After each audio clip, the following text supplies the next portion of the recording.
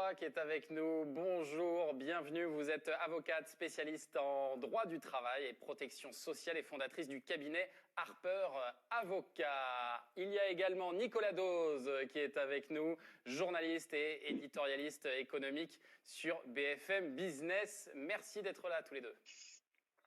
On va commencer avec la première question signée Charline qui nous dit « Je suis obligée d'aller sur mon lieu de travail, mais mon employeur n'a pris aucune disposition pour nous protéger du virus. Quels sont mes recours s'il ne prend pas les mesures nécessaires pour préserver ma santé ?» Stéphanie Leroy, légalement, quelles mesures doivent être prises par l'employeur, notamment lorsqu'on a un métier en contact avec le public ?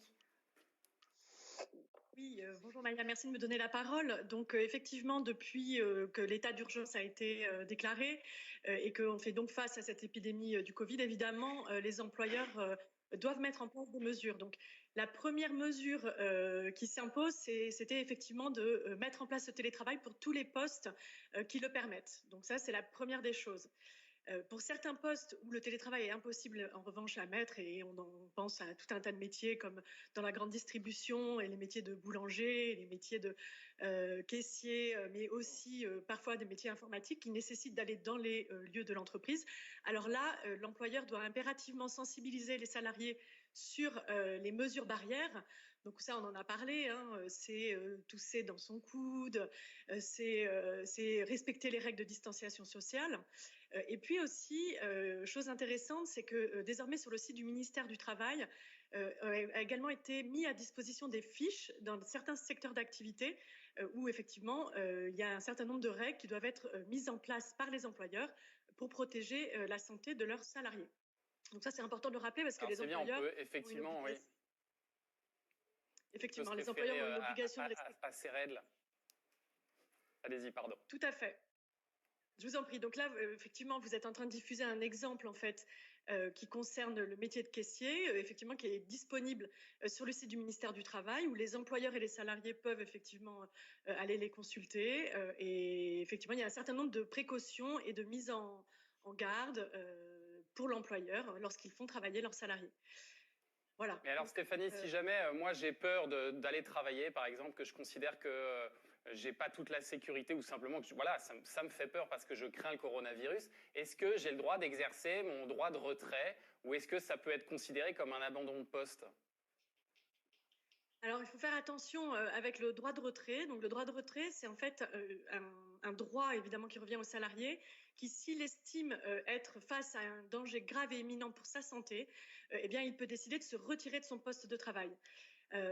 Ça, c'est évidemment un droit, mais il faut faire attention dans la façon dont on l'use. Pourquoi ? Parce que le simple fait, par exemple, de travailler au contact de public dans le contexte actuel de pandémie ne suffit pas en fait pour exercer son droit de retrait. Il faut bien que le salarié puisse démontrer que son employeur n'a pas respecté les mesures sanitaires pour protéger sa santé. Donc, moi, ma recommandation, avant qu'un salarié exerce le droit de retrait, c'est d'abord qu'il aille voir son employeur, qu'il lui dise, bon, qu'est-ce qui se passe ? Moi, j'estime qu'il y a un problème et que je ne me sens pas en sécurité sur mon poste de travail, donc il faut respecter les consignes. Il faut évidemment, s'il y a aussi un risque de menace sur la santé, il faut informer et essayer d'alerter les représentants du personnel s'ils existent. Et ce n'est que si les mesures ne sont pas mises en place par l'employeur que là, évidemment, le salarié exerce son droit de retrait et qu'il ne pourra pas être sanctionné pour l'avoir fait. Et pour récompenser éventuellement aussi les salariés qui continuent à justement se rendre à leur travail, j'ai entendu qu'il allait avoir peut-être une prime que pouvaient donner les employeurs. Elle est de quel montant cette prime ? Et j'imagine qu'elle est facultative, Nicolas Dose. Alors, les employeurs font absolument ce qu'ils veulent. Ils versent ou ne versent pas une prime. Le gouvernement a donné la possibilité à toutes les entreprises de verser une prime nette d'impôt, donc sans cotisation et sans impôt jusqu'à 1 000 €. Et ce montant peut être net d'impôt jusqu'à 2 000 € pour les entreprises qui, parallèlement, ont déjà conclu un accord de participation et d'intéressement. Pour les entreprises qui, parallèlement, ont déjà conclu un accord de participation et d'intéressement. Pour les entreprises qui, parallèlement, ont déjà conclu un accord de participation et d'intéressement. Mais cette prime, aujourd'hui, elle est totalement facultative et elle peut aller jusqu'à 1 000 € défiscalisés, mais une entreprise peut décider de verser 300 €. Stéphanie Leroy, ça veut dire que le salarié n'est pas en droit de réclamer cette prime si l'employeur ne la donne pas ? Non, effectivement, il n'est pas en droit, c'est vraiment ce qu'indiquait Nicolas Dose, hein, c'est-à-dire que c'est une faculté pour l'employeur qui veut récompenser le travail. D'ailleurs, cette prime, elle peut être modulée dans son montant en fonction des salariés, notamment pour ceux qui sont contraints et qui ne peuvent pas télétravailler. Donc, mais le salarié ne peut pas l'imposer. Alors après, il peut peut-être le souffler à l'oreille de son employeur, mais à la fin, ça restera l'employeur qui décide. C'est des questions sur l'aspect du chômage partiel maintenant. Et Patrick nous dit, est-ce que sur un mois complet, je vais toucher la totalité de mon salaire en étant en chômage partiel? Gérard, la rémunération, elle reste la même? Et puis qui indemnise au final? Alors, c'est une partie de la rémunération. Quand on est mis au chômage partiel, on a droit à 70% du brut, ce qui fait à peu près 84% du net, qui est versé par l'employeur, lequel a le droit de compléter. Donc, vous avez droit à 84% que l'État remboursera à l'employeur, mais si l'employeur vous verse 100%, il a le droit. Simplement, il y a une limite. C'est 70% du brut dans la limite de 4 fois et demi le SMIC. Si vous gagnez 10 fois le SMIC, le chômage partiel s'arrêtera à 70% de 4 fois et demi le SMIC. Voilà, c'est la seule limite, mais sinon, effectivement, 84% sans travailler du net, de choses qui est tout à fait acceptable et qui est donc remboursé par l'État à l'employeur. C'est un très gros effort que fait l'État.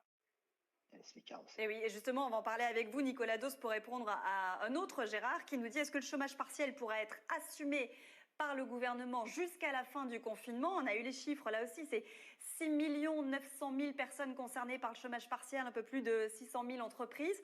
Est-ce que c'est possible? Ça coûte très cher. Est-ce que c'est possible comme ça de prolonger jusqu'à la fin du confinement? De toute façon, là maintenant, on n'a pas le choix, parce que plus le confinement va durer, plus la trésorerie des entreprises sera sous tension, et plus ce chômage partiel sera absolument impératif pour aboutir à son objectif, qui est d'éviter des licenciements. C'est la meilleure réponse que le gouvernement a apportée à la crise économique que l'on connaît. C'est comme ça que l'Allemagne a sauvé son économie en 2008-2009. Il fallait absolument mettre en place ces dispositifs.